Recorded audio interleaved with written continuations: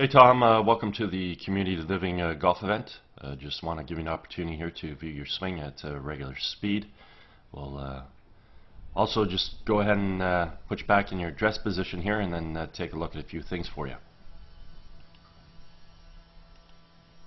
So while we got you here in your dress position, let's just take a look at your posture. We can see that your spine is relatively straight, not a tilt. Your legs come down into a unlocked position. Your arms hang down sort of towards your body, and then your forearms out away, and then the club works out to the ball. If I'm going to work on your golf game, I would try and revise this position just a little bit, whereby we're going to sort of push your tail out and up, push your sternum out, up, and forward. And what that's going to do, it's just going to increase the angle to your spine here just a little bit. We can keep your legs unlocked as they are. At this point in time, the arms can then hang down nice and naturally in front of you, so they're not resting against your rib cage, and then the club can work out to the ball. But we can notice that the shallow position would be standing a little further away from the ball, and you'd be a lot more per se into your golf shot, as opposed to right now you're sort of standing up tall and sort of bending your knees and sitting back in your heels right now with your weight back. So you look a little jammed to the golf ball and sitting back on the heels. Next thing we want to observe has to do with the alignment. We can see your feet aiming in this direction here. Now theoretically your club face is supposed to run parallel to your feet. Parallel lines on camera would have an appearance of converging, so we're sort of set up into the right corner of the fairway. At this point in time, I'm going to do a little split screen comparison here between you and Brandt Snedeker. Now we've got some color coded lines on the screen just as reference point, so that we can sort of get a good sense visually with respect to swing plane. Let's go ahead and just slide you over here just a bit. So hopefully you can see what I mean by, Snedeker's a little taller, he's a little bit further away from the ball, and he's definitely rocked a little bit more forward onto the balls of his feet as opposed to sitting back on his heels. As he initiates his take weight, he creates good shoulder rotation, drawing the arms and hands back as well as the club. We see the club coming back on a proper swing plane directly along the red line.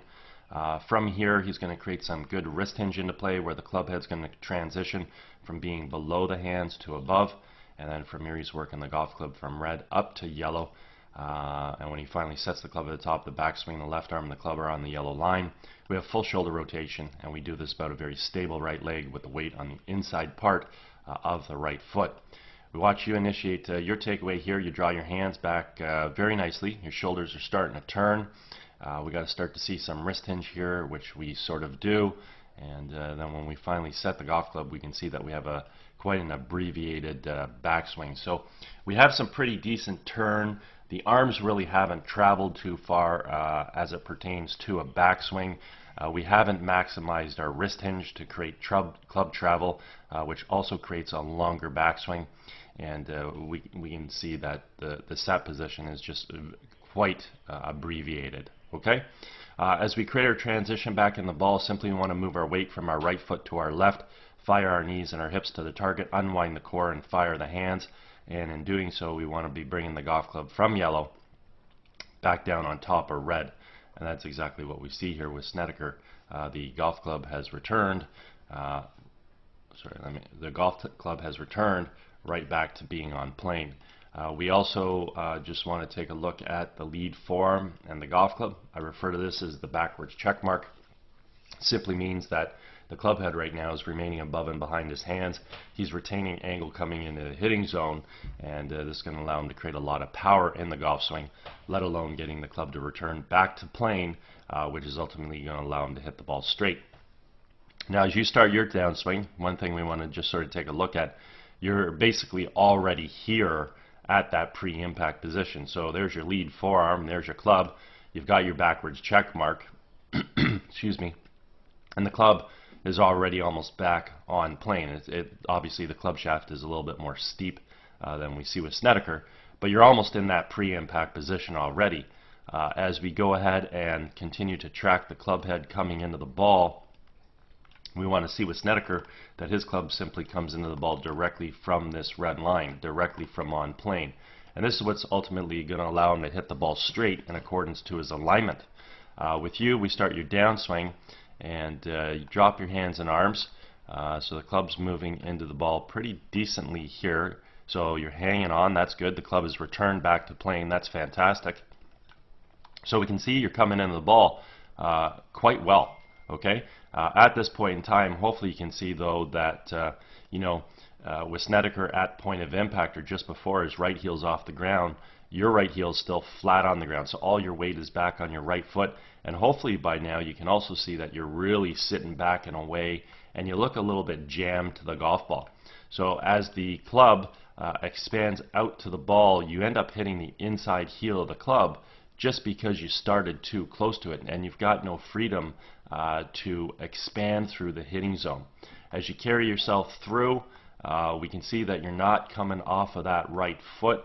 We can see with Snedeker through the golf ball, his right heel continues to come up off the ground, up on the toe of the right foot. We can count all the spikes in the shoe, and his weight gets to his left side, which allows his hips to square around and shoulders to fully rotate. This is something you want to incorporate in your golf swing for sure, is learning how to create better footwork through to the finish, whereby your right heel comes up off the ground, up on the toe of the right foot. That will displace your weight on your left side, and we can count all the spikes in your shoe. Okay, so definitely want to create better footwork through to the finish. Anyways, a little recap. I mean, your hand activity is great. Some good athleticism there. Your hands come back and they fire through. You get a little bit of turn coming back and uncoil going through. Obviously, we'd like to increase that turn, increase the arm travel, increase the wrist hinge to create a bigger backswing. But first and foremost, at address, we have to fix up your posture, your balance, and your distance away, and then create that bigger backswing. From there, we simply want to learn how to swing through to a finish, whereby we're getting off our right heel, up on that toe of the right foot, and finishing with our weight on our left side. And then at that point in time, you can obviously take a look at some other things. But we got to increase the length of the swing, we got to improve the starting position, and we got to drive through to a better finish. Okay? Anyways, if at any point in time you want to work on any of these aspects of your golf swing, I'm over at Glen Abbey in Oakville. All my contact information is at the end of this analysis. Be happy to help you out.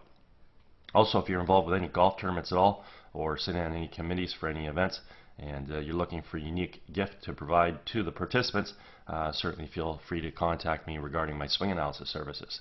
Anyways, I hope you had a great day. I hope you enjoyed getting an opportunity to see your swing on video, and I hope you have a great summer.